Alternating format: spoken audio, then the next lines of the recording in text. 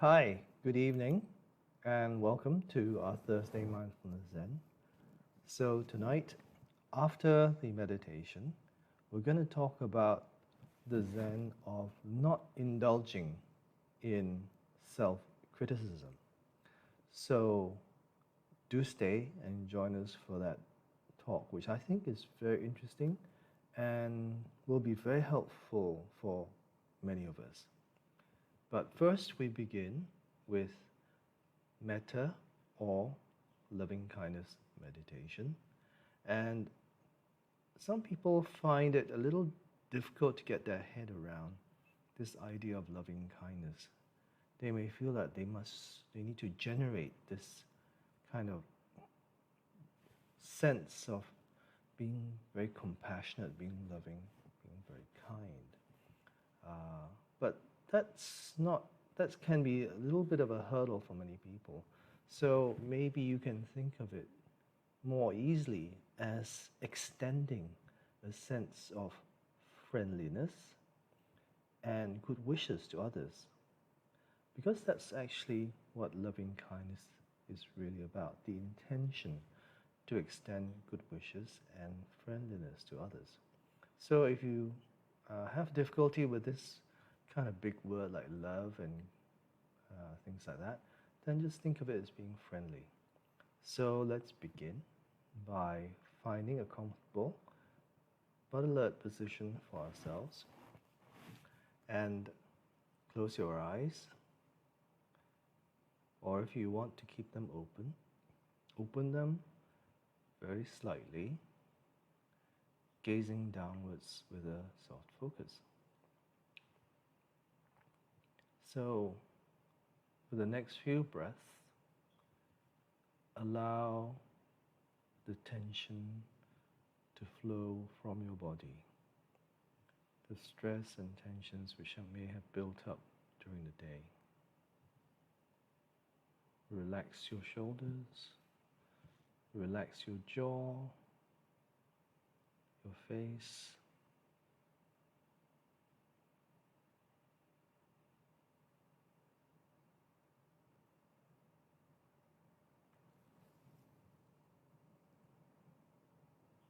Let's settle into this meditation. So the key to this is our intention to share a sense of good wishes, our intention to share a sense of friendliness to others. And we begin by offering loving kindness wishes to ourselves. So just repeat these 4 simple phrases. May I be safe, be happy, be healthy. May I live peacefully.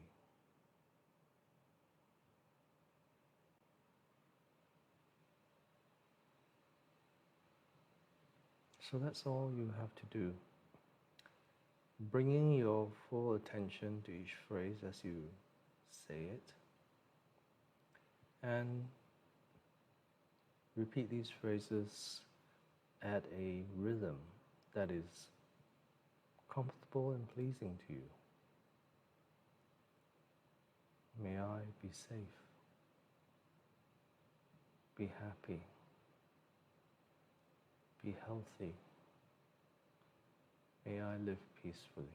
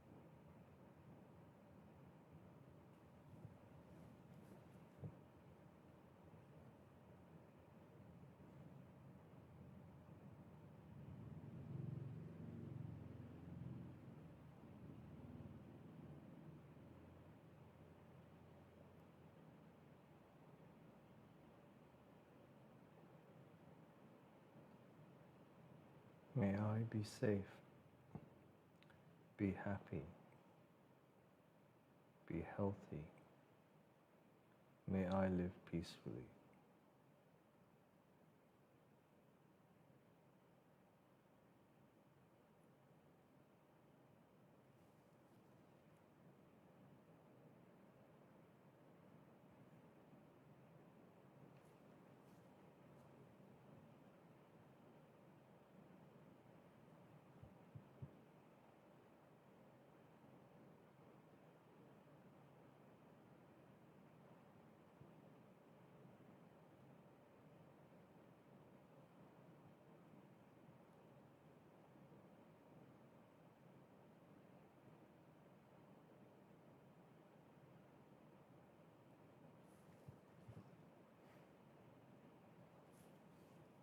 Now see if you can think of someone who has been kind to you or has been good to you. Recall their image. You can say their name softly or silently to yourself. And then, with the generosity of spirit, offer them these loving kindness phrases or wishes. May you be safe, be happy, be healthy. May you live peacefully.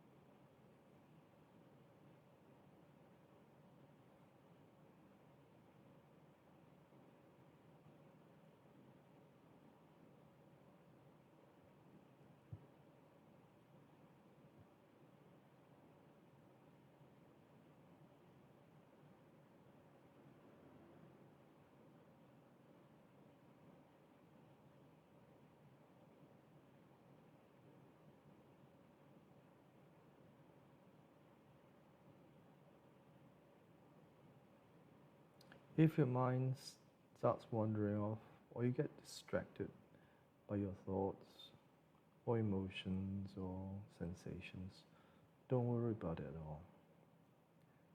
When you notice that you are no longer reciting the phrases, then gently let whatever is distracting you rest, let it go, and guide yourself back to repeating the phrases again, starting from the beginning. May you be safe, be happy, be healthy. May you live peacefully.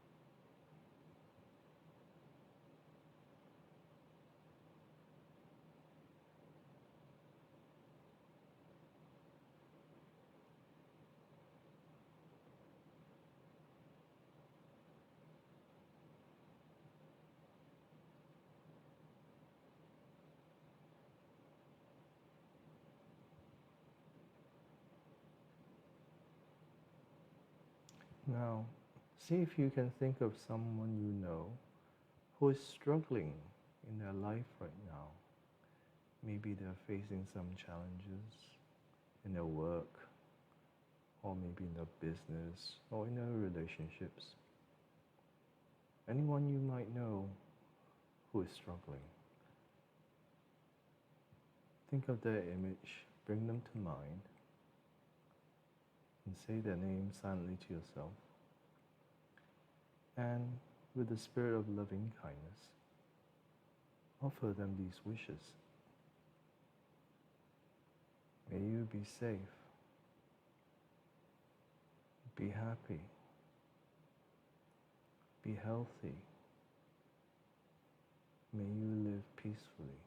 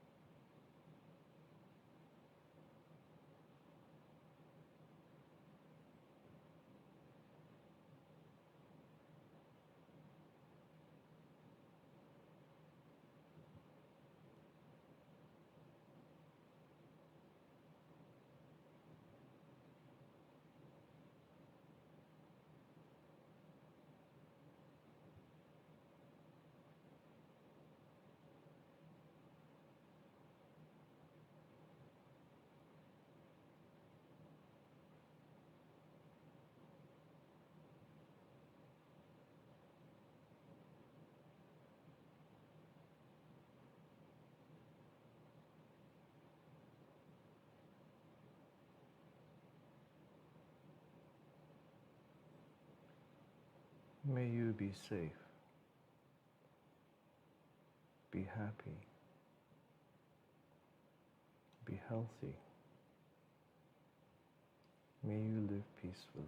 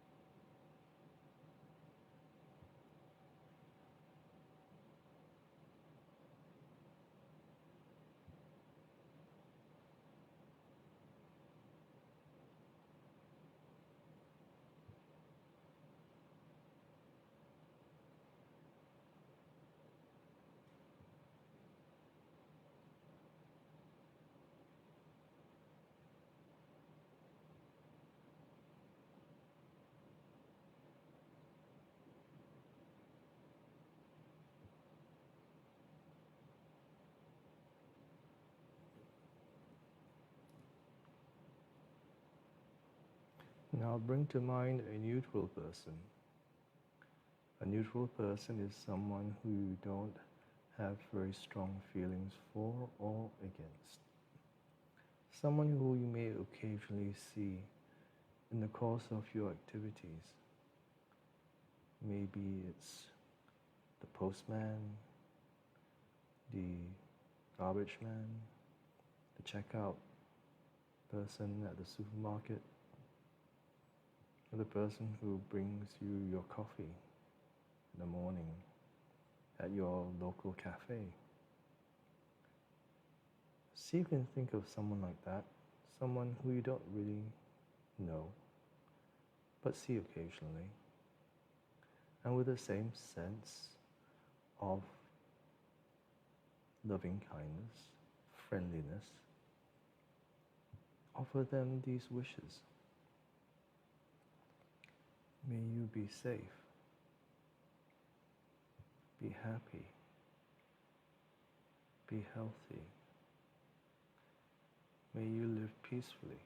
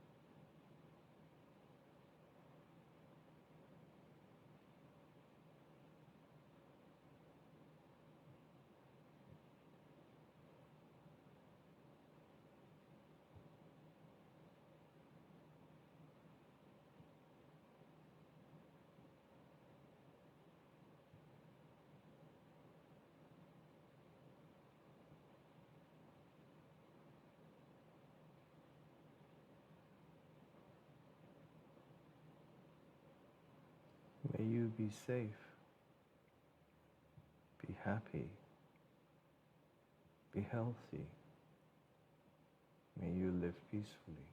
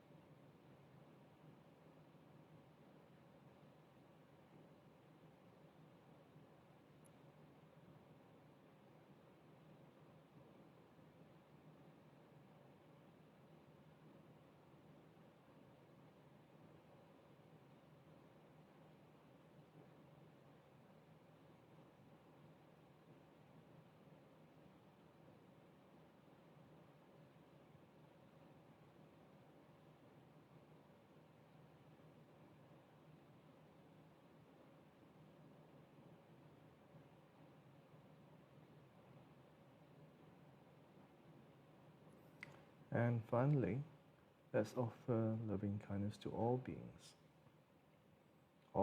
that who you know about, and also those who you do not know about. May all beings be safe, be happy, be healthy. May all beings live peacefully.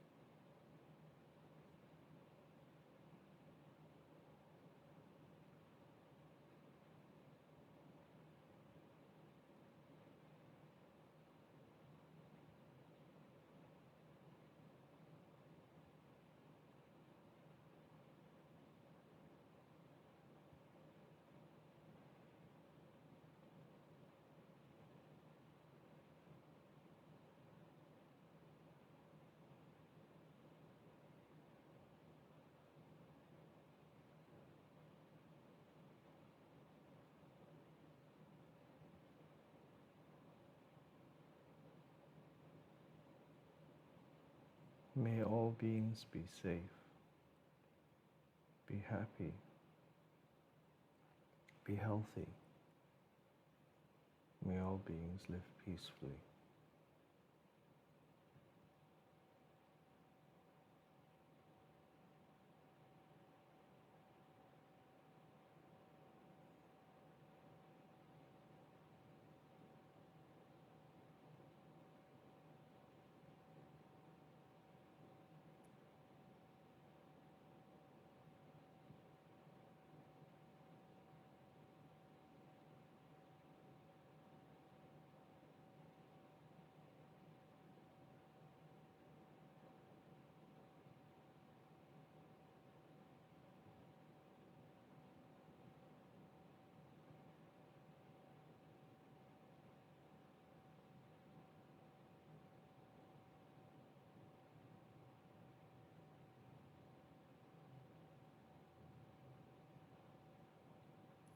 So as we come to the close of this loving kindness meditation, see if you can introduce some of it into your daily practice.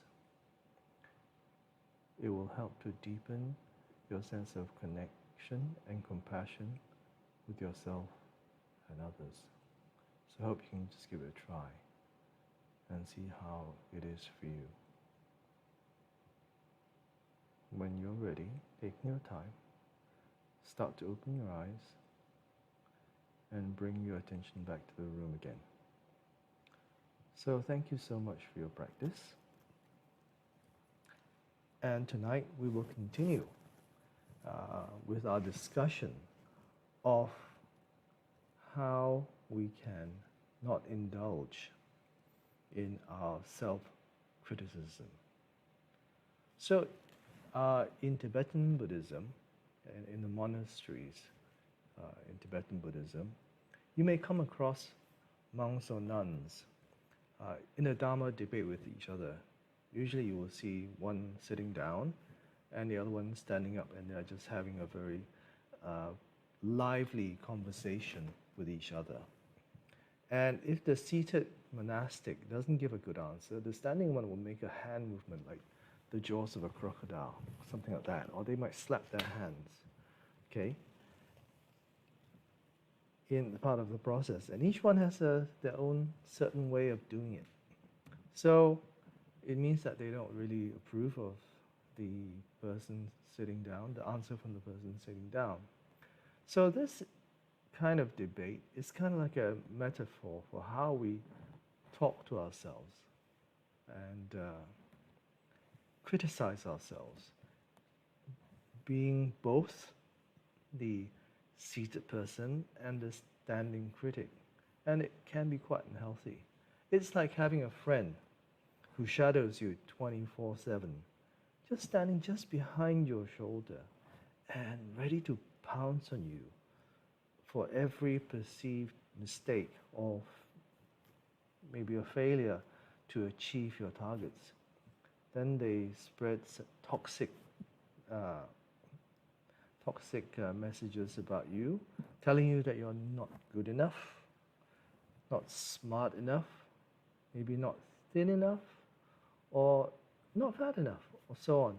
So not blah, blah, blah enough. You can fill in your own words. And we carry this critic around with us in our head. And this critic is never satisfied, no matter how much effort we put in, how well we do. And I'm sure we've all had the experience of this inner critic coming down on us. And sometimes not realizing that we are actually doing it to ourselves. We are causing our own suffering. And sometimes this suffering extends to others too. And someone called this the internal cattle prod. A cattle prod is a stick with an electric charge that cattle is used to, prod their cattle. It gives a painful electric shock, and it gets the cow to go where the cattler wants them to go. So some people sometimes, when they hear this self-criticism, they may have the opinion that if you're not hard on yourself, you will not achieve your goals because you're just being too soft, you're being too lazy, or you're just being too indulgent, okay? So some people will subject themselves to a barrage of self-criticism to push themselves forward. And if they keep up with this, they may find they don't really like who they are because it never matches up to this ideal they have in their head. Or they don't like the way they look because that's not how they see themselves. So this can become a self-directed aggression or self-hatred, which is pretty toxic for us. And it's more common nowadays, more and more common, because social media tells us how we should look and often what sort of lifestyle we should have. And what we don't realize is these are all curated photos, That's not actually real life, but just how people want other people to think of them. So I had a similar experience of self-criticism, well, many times actually, but this one comes to me when I was much younger and at school. I wanted to be good at football, or in North America, you guys call it soccer. But I wasn't very good at it, I must admit. I was rarely able to kick the ball straight or in the direction that I wanted it to go. Now, being good at soccer was a really big thing for me. I wanted to be good at it. Because if you were good at soccer, you were kind of popular at school, you know. Everybody looked up to the soccer captain, the soccer team, and everything. So if you were good at soccer, then you were popular with the students at school. So I was always giving myself a hard time about not being good enough at football.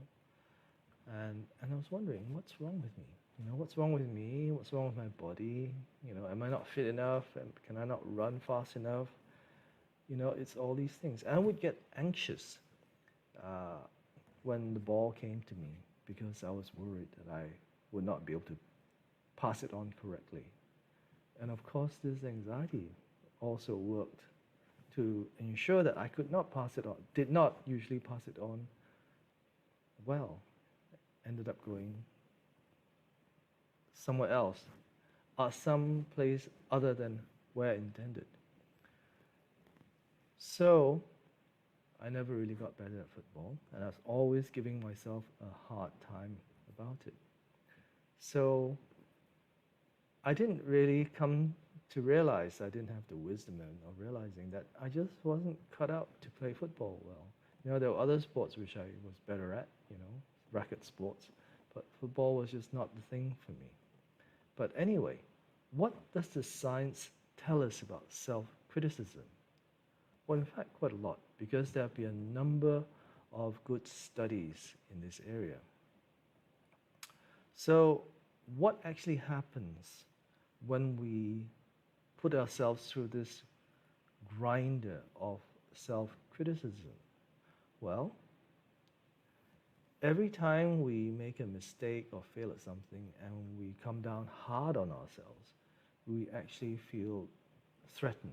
You know, we are threatening ourselves.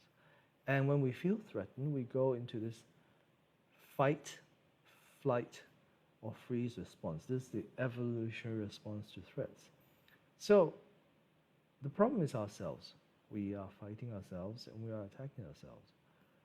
We are threatening ourselves. But our body actually can't tell the difference, or our mind can't tell the difference, because it responds in the same way as when we're faced with an external threat, like external dangerous threat, like somebody comes up to us and threatens to hit us if we don't give them some money. So it's exactly the same, physiologically and psychologically. So our stress goes up. So when this happens, this fight or flight response, our attention narrows. It kind of becomes like a tunnel. And then we're only paying attention to the things which are related to the self-critical elements in our experience. So we're only thinking about the self-critical things. And this can impair our daily lives and cause us to suffer. So what is the antidote to self-criticism? Very simply, it is compassion. Compassion for ourselves. Self-compassion. And what is this self-compassion? It is to be kind and accepting of our own negative thoughts, so that we can actually see them as thoughts and not as definitions of who we are. That means we are not our thoughts, okay? Our thoughts are just passing packets of energy, or, they just pass through our head, but they are not who we are. Unfortunately, most of the time we believe that we are our thoughts. So what the Buddha had to say about this is this.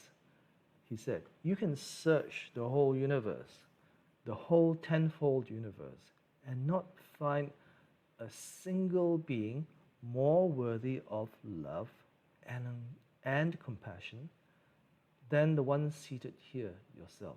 So the Buddha said, no one is more worthy of compassion and love than yourself. So if we want to be compassionate to others, we also have to learn how to be compassionate to ourselves. and treat ourselves kindly. And self-compassion is not weakness, you know. It is actually rooted in courage and generosity. And it enables us to thrive.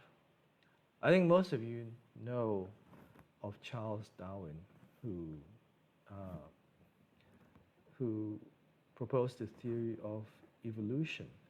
And he talked, more than talking about the survival of the fittest, he talked about the survival of the kindest. Those who were able to cooperate with each other were the most likely to survive and pass their genes down to the next generation. Because this capacity to bond with others, to feel warmth, to feel care, actually helps our species to survive. If we're all of us fighting against each other all the time, pretty soon, well, maybe one person might win, but that's about it. And then they're not going to survive. So self-criticism really stimulates the threat defense system. It makes us very defensive. It makes us very stressed that we're being threatened. But self-compassion, it kind of taps into this care, humanity, care and compassion system. So self-compassion helps us all to survive. You know, it causes us to jump out of the way of an unexpected car, fast car, as we cross the street. We take care of our life. We don't treat it so lightly. So what does the scientific research actually show? Well, there have been many studies, but in one study where they got students at University of California, Berkeley, to do the experiment, they found that having self-compassion was the best way for them to achieve good academic results, not self-criticism or not even boosting their self-esteem. It was actually having self-compassion. So also individuals with more self-compassion tend to be happier, have better life satisfaction, motivation, better relationships, better physical health, and less anxiety and less depression. So it's all actually a win-win situation. So given all these good things that we hear about self-compassion, what meditative practices can we do to improve compassion for ourselves? Well, what we just did just now, loving kindness or metta meditation, is actually a very good practice. It improves our connection with ourselves and others, as also deepens our sense of compassion towards ourselves and others. And that has been scientifically supported. Also, other ways would be to think of treating yourself as you would treat a friend. I mean, if your friend did something wrong or made a huge mistake or wasn't able to get into the university they wanted, how would you talk to them? Would you say, oh, you're so stupid, you're not worthy, there must be something wrong with you. That's why you can't get what you want. Would you say that to your friend? Probably not. But we say that to ourselves a lot of the time. So we intentionally make ourselves feel bad or suffer for that. So try to talk to yourself in the same way as you would talk to a friend.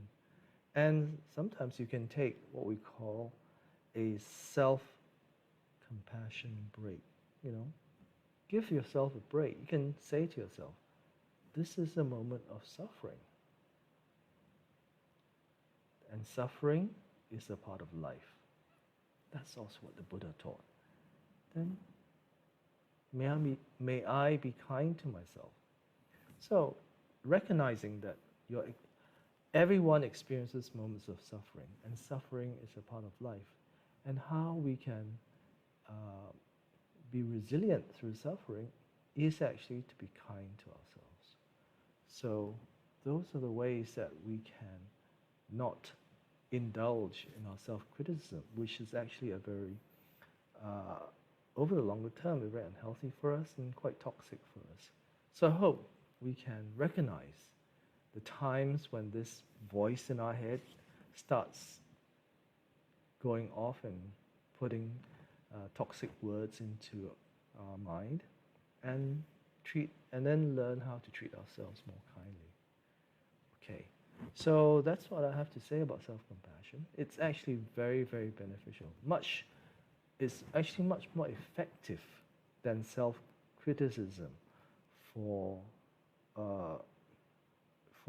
actually performance, for achieving what you want, and so forth. And also in meditative practice, if we are kind to ourselves, we actually get more out of meditation than kicking ourselves or using a cattle prod, an internal cattle prod on ourselves. Okay, so I hope that helps you. So take care. Have a good end to the week, and hope to see you next time. Stay well.